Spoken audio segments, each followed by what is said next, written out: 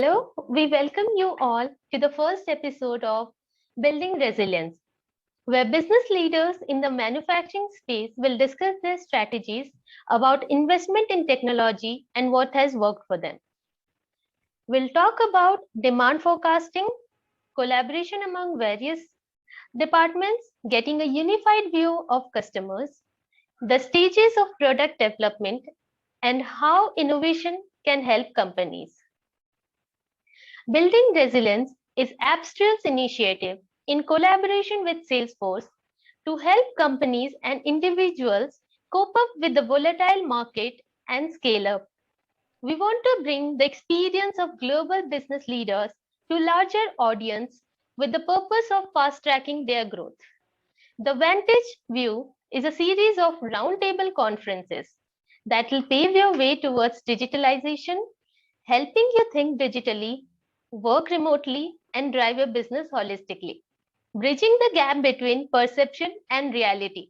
The first part is a series of 3 events that will bring the expertise of manufacturing industry leaders on the table, along with the real life experience of your fellow manufacturers. Now, let me tell you about what we do here at Apstrel. Apstrel is a modern day consulting firm where everything we think is digital for and across our customers' entire ecosystem. We provide innovative solutions for our customers to help them put their customers at the center. We believe that a lone knight cannot solve significant problems, but instead require a community of diverse voices and skills to collaborate and support one another, and hence this initiative to bring the knowledge of boardrooms into the world. I would also like to take this opportunity to introduce Mr. Shaumil Shetty, who is the co-founder and head of business, sales, and strategy at Apstrel Technology. Now, I would like to hand over the stage to Mr. Shaumil. Shweta, thank you. Thank you for the introduction. Good afternoon, everyone. I'll just take a minute to introduce all the guest speakers that we have here today. We have with us Dr. Swapnesh Pasar, who is the co-founder and managing director of Devin Supercriticals, which is a Mumbai-based organization which offers tailor-made supercritical fluid processing equipment on turnkey basis. He's been in the space for over 2 decades now. He has completed his chemical engineering from Dr. Babasaheb Ambedkar University, post which he pursued MTech from IIT Delhi and PhD from IIT Bombay. He has experience as an associate professor at IIT Bombay as well. He has international patents to himself and has recently come up with an innovative, sustainable, and environmentally friendly process of waterless dyeing of textiles, which will reduce the toxic chemicals produced in the process. The next guest we have with us is Mr. Amarpreet Singh, who currently works as a director of delivery operations at Idea Forge Technology, where he is responsible for manufacturing, delivery, and after-sales support for the best-in-class UAV drones. He has also implemented ERP in the entire organization within a 6-month duration, set up the entire service operation pan-India as part of their growth strategy. He has completed his MBA from Southern Pacific University and has a written book to himself called The Art of Building Teams. He has prior experience working with Centum Electronics, Flex, VistaPoint Technology, and Continental Device. His expertise lies in manufacturing, operations, managing teams, ERP implementation, among others. The third guest that we have here is Mr. Abhinav Thakur, who has been part of Accurix Biomedical as the managing director since 2004. He's involved in strategic decisions like raising funds, investing in resources along managing the day-to-day business operations. He was recently recognized as the top 10 influential leaders in healthcare in 2021, top 30 medical healthcare marketeer in 2020-21, among a few other accolades. He's completed his bachelor's from University of California, then studied at NMIMS and Stanford University Graduate School of Business. Previously, he has also worked in California Diabetics Prevention Program in the United States. His expertise lies in business planning, sales, strategic planning, and business development in the medical device industry.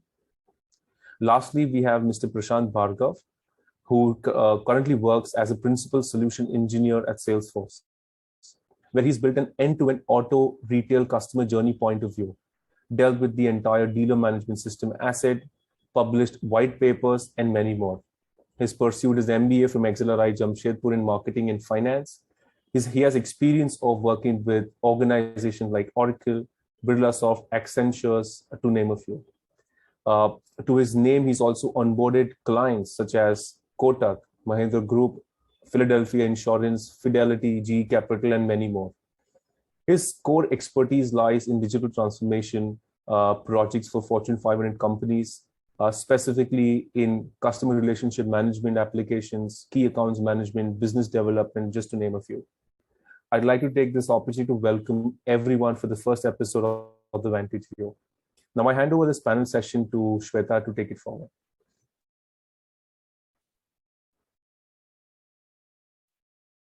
Shweta, you're on mute. Thank you, Shamil, for introducing everyone. Let me just take a minute to pin all the guest speakers so that it's easier for everyone to see them.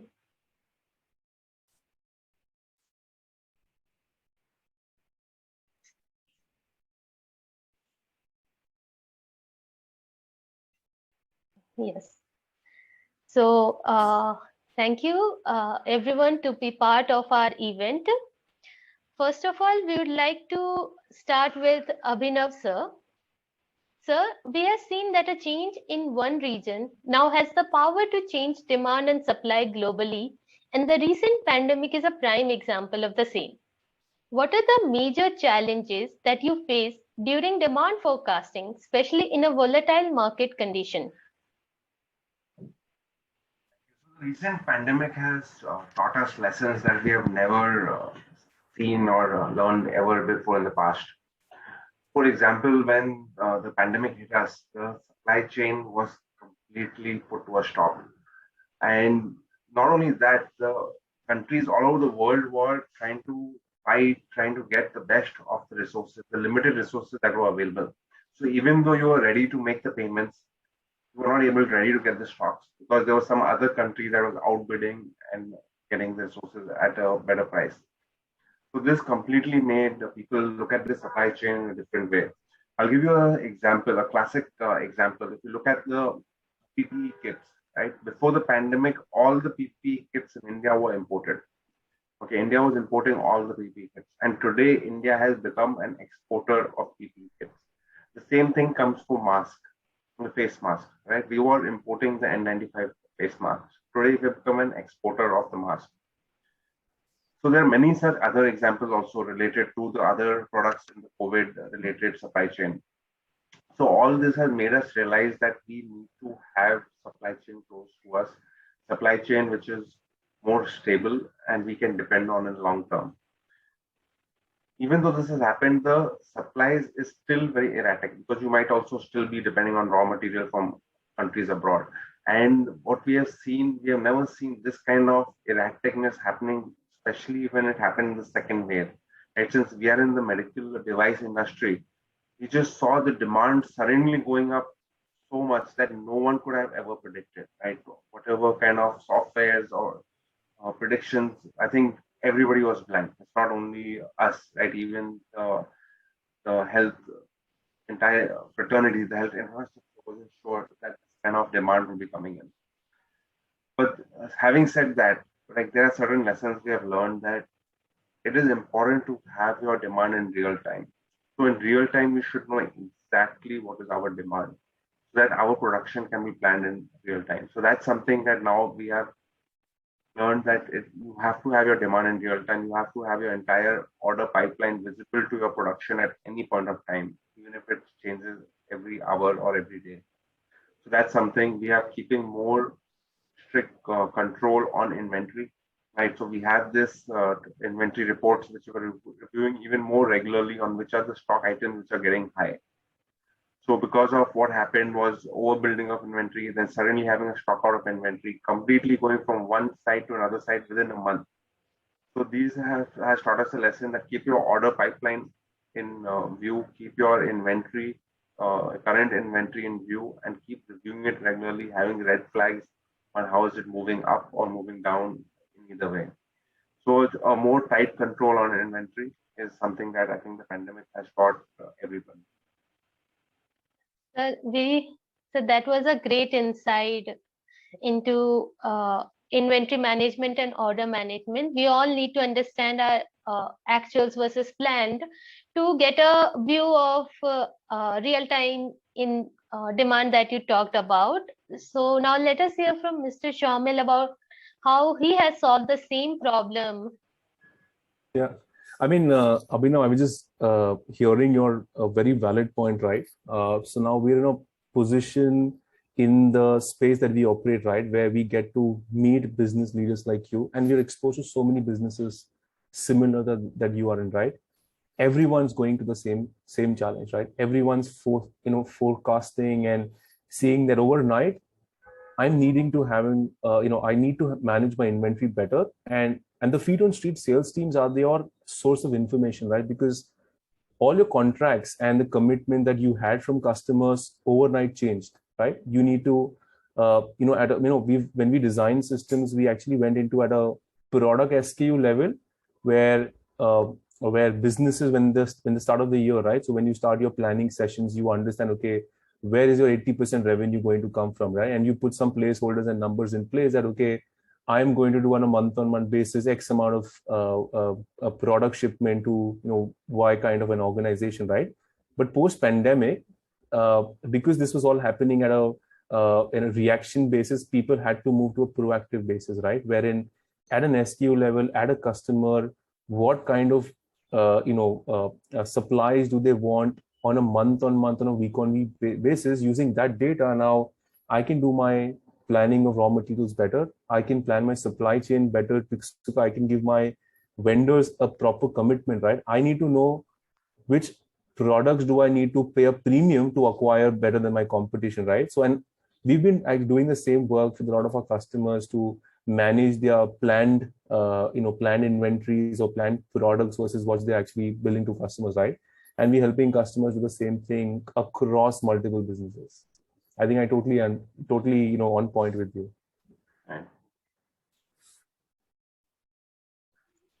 Thank you, Mr. Shamil, for sharing your views on the same. Now, I'd like to have Amarpreet sir's view on the same. So what do you think demand forecasting means for an industry for manufacturing industry? I think as Abhinav and Shamil rightly pointed out, that we have to be more real time. We have to be more, you can't say you have to be accurate, because only time will tell whether you're accurate or not. And forecast is a forecast, right? Forecast is not a confirmed demand, right? So you need to have your feet on the ground to know what's happening, right? I would also like to give a word of caution here. A lot of companies, a lot of people, they're investing too much into inventory. They're investing too much into raw material, right? So word of caution is this pandemic demand or a surge in the demand will not continue. My opinion, will not continue for next 3 years, 5 years, 10 years, right? So things will come back to normal sooner or later. We don't know when, right? So another trap the organization will be having is sitting on a lot of inventory, which is not required by customers, which is not getting sold, which is obsolete, which belongs to the model, which are not getting into the market, right? So that's another way to look at it. So I have been, guiding people on, yes, we need to win the business, but not at the cost of, sitting on the inventory beyond a certain level. But this is one. From the process point of view, I think when we run a business, right, you can't meet all the 100% forecasted demand, right? I think that's business, right? That's any business, right? Let's say you go to any automotive, they will tell you that this car has a lead time of 6 months, some will have 12 months, 9 months, right? But the competition can give them a lead time of, let's say, 2 months, right? Similar car, right? Similar vehicle, right? But the company A, which says my lead time is 9 months, they are ready to lose some part of the business, because if they keep the demand stable for a longer period of time, that actually gets into their bottom line. They become more efficient, they become more predictable, their costs are in control, their margins are in control, and so on and so forth, right? So the more fluctuation in the demand, people might get more business, but that that should not reflect in the bottom line of the organizations. Thank you. Thank you, Amarpreet sir. Everyone had great insights into demand forecasting, and it is without a doubt one of the most important features. However, now we must look how the information is reach each department to streamline the overall process. So, Amarpreet sir, we want your views on this. So, you have experience of managing large teams of around 500 members, and you have recently published a book called The Art of Building Teams.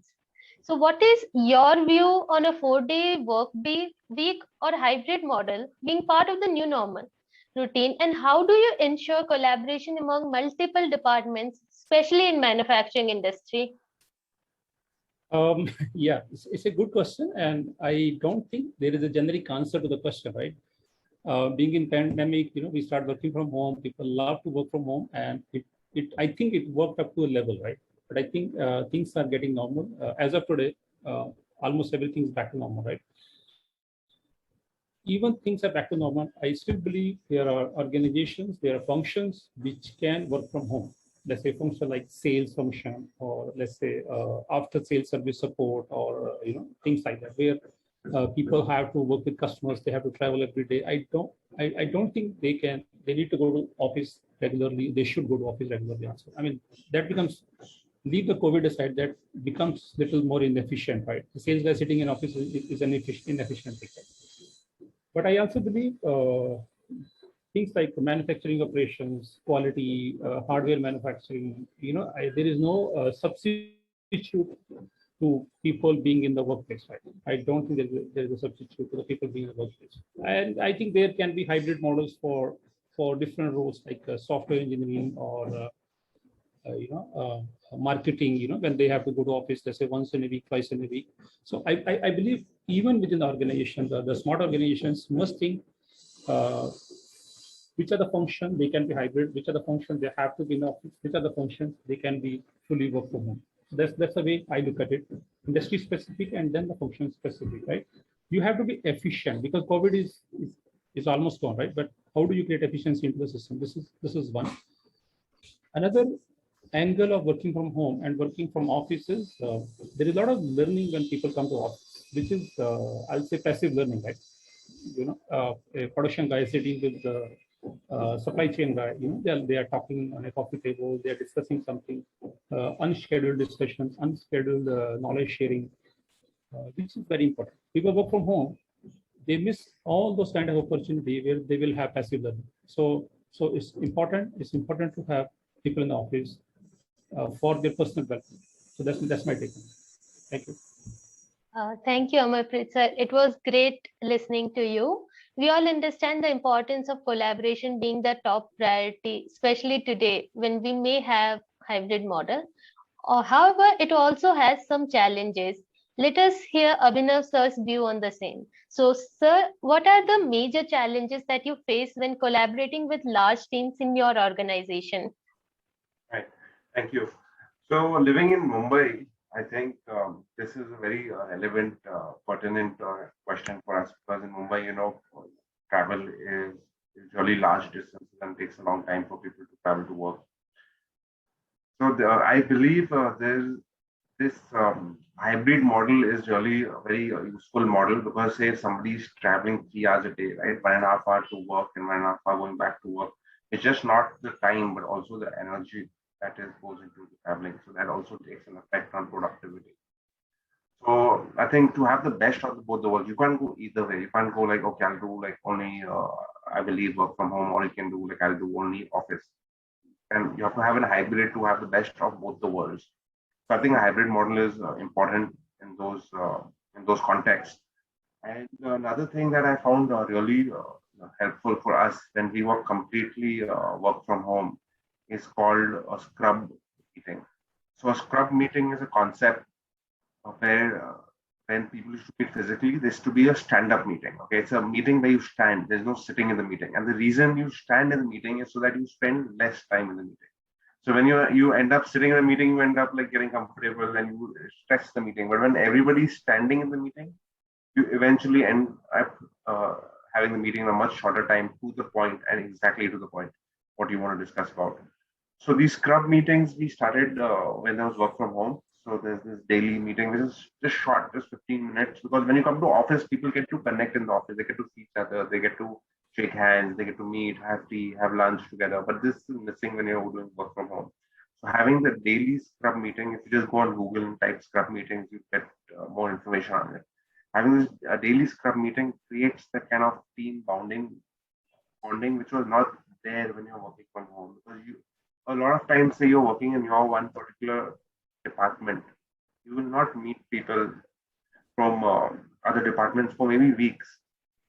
But if you're in office, you'll meet them every day, right? And that builds that relationship. You know what is going on, etc. So when you have that daily scrub meeting, it helps to have that idea of what's going on throughout the company. And because everybody comes in, everybody from the head of the department comes in and discusses what they're going to do for the day. It's simple. They just come in, they discuss what they're going to do the day and what they did yesterday. That's it. There's these short things, and 15 minutes the meeting is done. But that really helps to build the team. So I think this is one thing that going forward, we are definitely going to use. And I highly recommend it to anybody who's planning to keep the hybrid model or keep work from home happening. And I think for a city like Mumbai, it's a great blessing. Because we can save a lot of time, a lot of energy, and have a hybrid model. In our case, we actually ended up saving rent also because we had two offices. So we gave up one office and we saved rent for almost 1.5 years for one of the offices. And we're working right now with one office in the hybrid model. So it's still sufficing us, and we are not falling short of office space. So I think it's a great model. Yeah, thank you. Yeah. Thank you, Abhinav sir. Definitely everyone can learn from your experience and your initiative of Scrum meetings. So seamless passing of information between front end and back end. So that is basically integrating front end and back end. The office is also required. So in your case, you used meetings. So now we'll have Mr. Shaumil explain the importance of integration from his perspective. Yeah, in fact, my proposition would be next time we have a stand-up panel discussion, just to be much more efficient. That'll be a good way and a new change, I would say, right? But yeah, jokes apart, right? So I think I agree with both of you, right? I think hybrid model is here to stay. It's much more efficient, much more cost-effective, and when we were discussing with our customers, in such a mindset as to what we do, how can we make this. How can I ensure business continuity? How can I empower my teams on the street, right? Especially the sales and service team who are actually meeting customers or speaking to customers, right? How do we empower them with the right amount of information, right? So that's where we got into the space wherein, we are connecting all their system, all their back office systems only through APIs, right? Very flexible APIs, which helps us remotely integrate maybe an SAP, maybe a Tally, maybe, supply chain systems, maybe demand forecast, analytics system, right? Just so that your hybrid work culture can remain. They can get all kinds of maybe, one way of doing, you mentioned, is that stand-up meeting, 15-minute sessions, all heads coming on a single forum to share the reports, right? So the other way to put it is having that data available and making it accessible for people to make that decision in that 15-minute, right? So that's what we've been doing and helping our customers with, right? So I think I'm in same view that hybrid model is here to stay. Not sure how 4-day work week can happen, to Shweta's point, but time will tell how things materialize. Well, now that, thank you everyone for sharing your views. Well, now that we have seen the importance of collaboration among departments, let us hear from industry leaders about a unified view of customers. Let me bring Prashant into the conversation. So, Mr. Prashant, customers, we all know customers form the center of the business, especially in manufacturing, where run rate businesses form a major chunk of the orders. Also, acquiring a new customer is more expensive, both in terms of time and resources invested. You have experience of working with multiple clients. Can you share a customer success story and a business use case on how can a company benefit from a unified customer view? Very good afternoon, Shweta, and good afternoon to all the attendees. Very, very pertinent question, Shweta.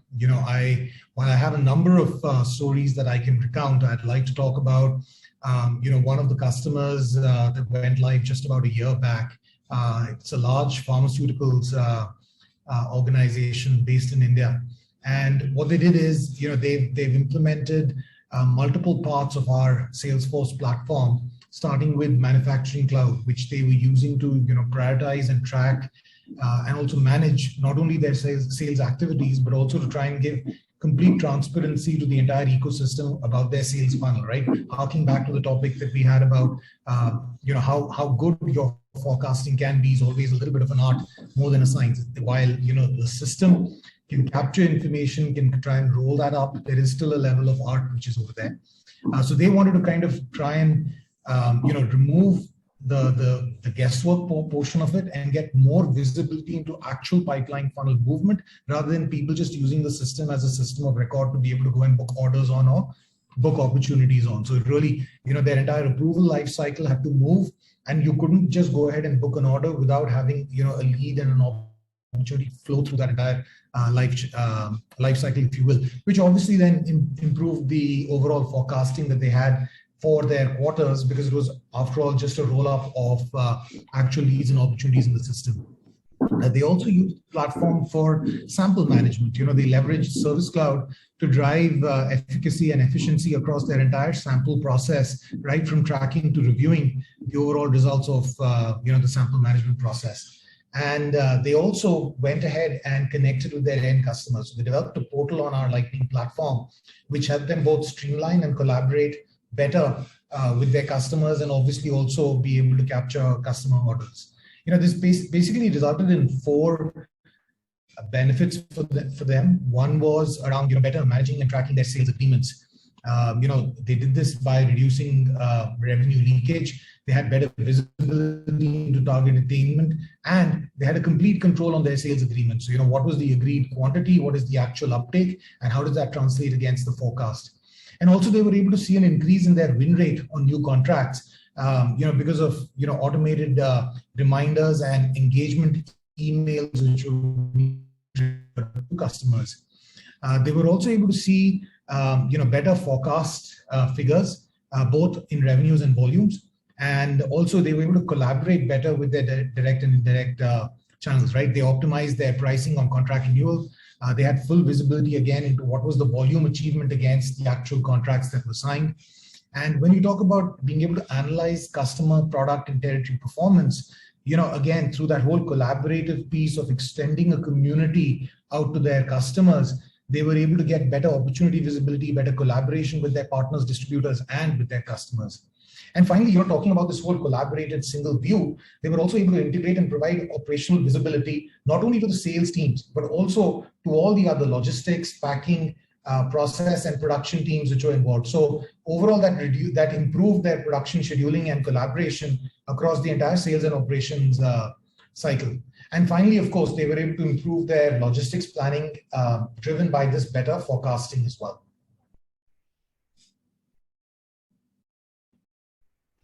Great. That was an amazing example. I hope that, was an example. Yeah, it did. So we also hear from customers asking about the need for intelligence, automation, or analytics. Can the solution also provide a single unified view along with these capabilities? Yeah, certainly. So again, going back to that same pharmaceutical company, what they did is initially their objective was to just get the operational layer into order, right? With Manufacturing Cloud, Service Cloud, as well as their community to connect with their customers. The first idea was that the operational or the process layer gets into place. But then as a next step, they leveraged what is called Einstein AI, which is basically our artificial intelligence, which is built across all of our product portfolio. And what they used it for was to build an AI-enabled prediction or an analysis on what would be the best pricing to recommend on a certain quote. And what they were able to then do is, obviously the system had to have a certain minimal threshold level of quotes and converted contracts and orders to be able to make this projection. But once once it had that, which was a figure of about 120 successful quotes, it was then able to start creating its own model, which it revises once every month. And it goes back and scores what is the pricing recommendation once every hour against each of their quotes. And as a result of that, over the last 6 months, they've seen, two key benefits. One was obviously, that they're not leaving money on the table. So, their overall gross margin improvement, they've seen a 2 to 3% increase in their gross margins. And also they've seen a huge increase in their conversion rates, because again, the pricing recommendation takes into account multiple parameters. And the beauty is that they don't have to define those parameters. The system self learns and builds that model. Thank you, Prashant, Mr. Prashant. It was great example. Now let us hear from Swapnesh sir. So sir, your company recently developed a new product, waterless dyeing of textiles. What role did customer insights played in the same? Can you also walk us through the entire process of ideation to execution? And what is unique about this product? Yeah, good afternoon. I am actually going to talk completely slightly different from what has been discussed. Now I belong to a research-driven company where our focus is in development of products. And so my experience, I'm a chemical engineer by training, and my experience has been that specifically in India, we see that the customers are driven by regulations. It's like, you will not get a BS6 engine on your car unless the government puts a deadline of 6 months. And that's how the whole ecosystem works. So in my case, being a chemical engineering background, we had developed this technology on supercritical fluids, So this is a kind of a concept to replace the conventional solvents in the processes to make it more environment friendly and green. So in 97, we had this technology developed, and when we went to the industry, they said, yeah, we have seen this in all over the world, but we don't need it because our customers are okay with the normal solvents. So only when the regulations became more stringent and it became economically challenging for the conventional industry to cater to those demands, then actually people started changing. In case of the recent development which we have done on using supercritical fluids for dyeing of textiles. So as we all know that textiles consume huge amount of water, and the main problem is the pollution in the water. So we see all the rivers and all the water resources with multiple colors, and then we blame the textile industry. But basically there is a good alternative available now. We have this technology developed, or application for supercritical fluids developed. So again, coming back to the customer, I would say that it's more of government role. Like today, this week, we heard that Government of India has officially allotted money for mega textile parks in India. Now, India is all said and done not a very large player in value-added textiles. Okay. So now the government is in this finance budget, they had announced, and now they have given the money, and we are going to come up with 7 mega parks with a huge amount of investment for textiles, which is a good news. But look at China, a lot of industries are getting closed down because of pollution. So now if we are not going to learn, because people are now saying that China plus one model, India has a main advantage, that we may be able to get more business out of that thinking of the world. But if we don't go sustainable way, if we don't adopt sustainable technologies, we will not be able to actually go long way. Because now if you see in supermarkets or even the retailers, people are projecting products to the final end consumer by defining the kind of sustainability which has gone into making of that product, how the product is going to be more economic, environmentally friendly. So those points are going to become the order of the day.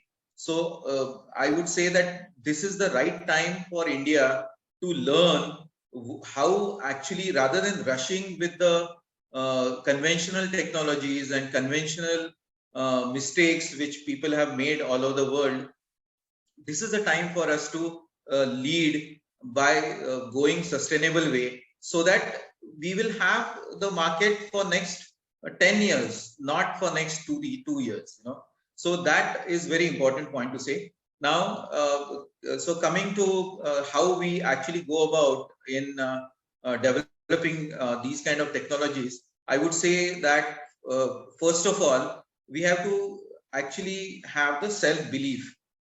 We all know that we are a developing country, and actually I have seen that we are almost like 100 years behind the developed world in terms of product development, in terms of the background. But if we believe that we can actually improve on the best products available in the world, and go about finding out the shortcomings in the best of the products available in the world, the technologies available in the world, do the literature survey, do the patent search, because patents are one of the most important source of contemporary technology understanding. So if we do that, and then actually kind of have that, based on our background, have that in our mind.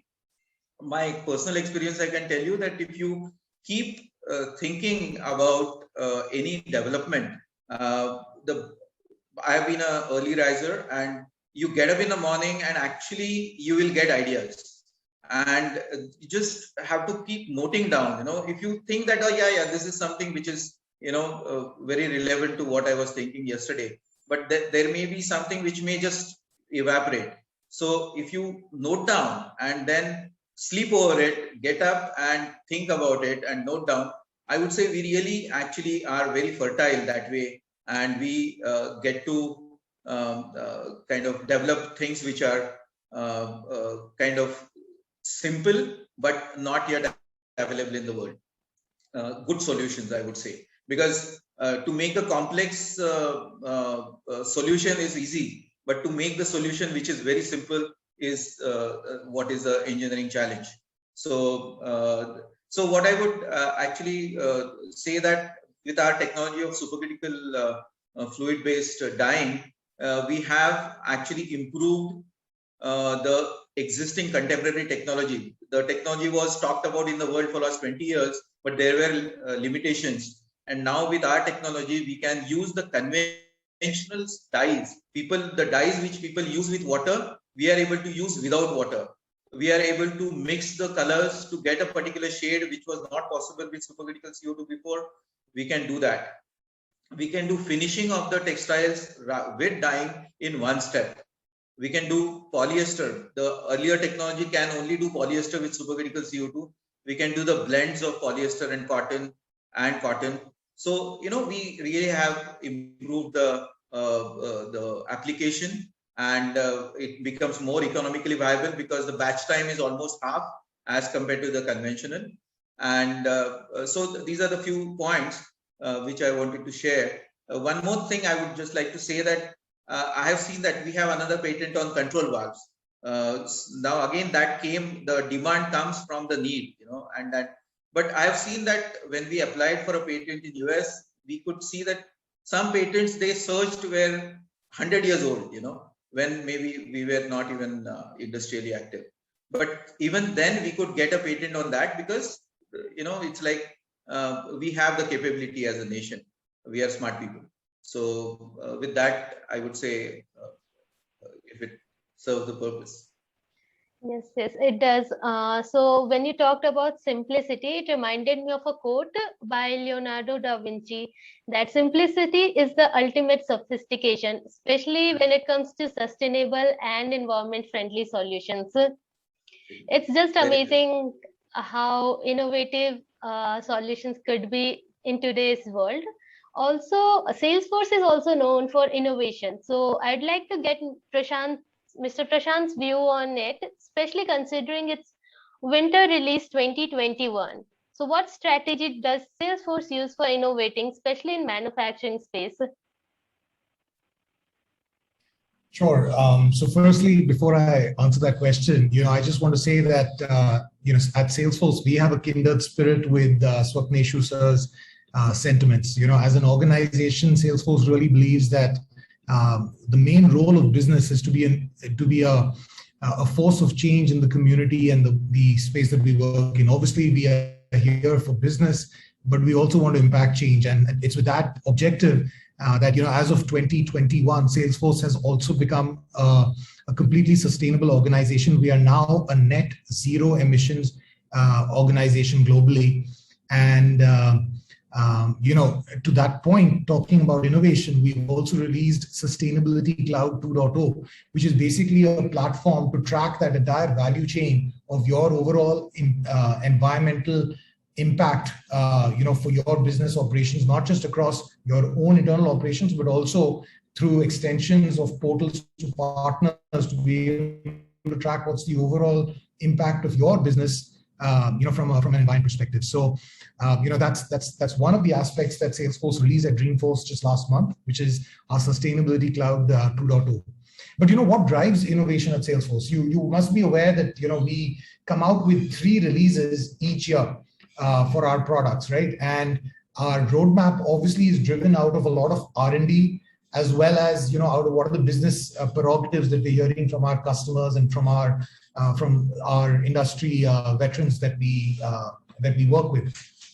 For example, when the pandemic hit, Salesforce within a record 8 weeks was able to come out with Work.com, which is a solution again built to enable teams to better collaborate and work in this hybrid / semi-remote working environment.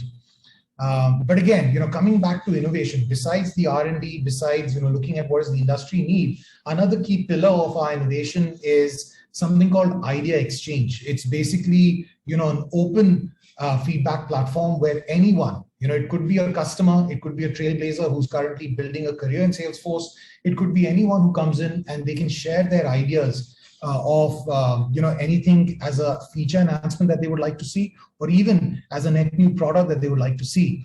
And the best part is it's a collaborative platform, Idea Exchange. So what it allows you to do is other people can then come and view those ideas, vote on them, and based on this crowdsourcing ideas, we actually use a lot of those ideas and the prioritization based on those votes for those ideas to kind of define our product backlog and help us then again define what is it that's going to be coming out as part of our iterative releases. So I hope that gives you a little bit of insight. Salesforce has continued to invest in this ever since our inception in 1999, and even the Forbes magazine has recognized us as one of the most innovative organizations the world over. So we've consistently ranked among the top 5 based on this. So a big thank you to all the trailblazers and customers who, of course, help influence the innovation that comes out in our products. That is great. Thank you everyone for your views. I would like to hand over the mic to Mr. Shaumil for the final conclusion. Yeah. First of all, thanks everyone. I know everyone's in the busy schedule, right? And we can go on such talks for hours. But in the interest of time, we wanted to cap it to about 45 minutes straight.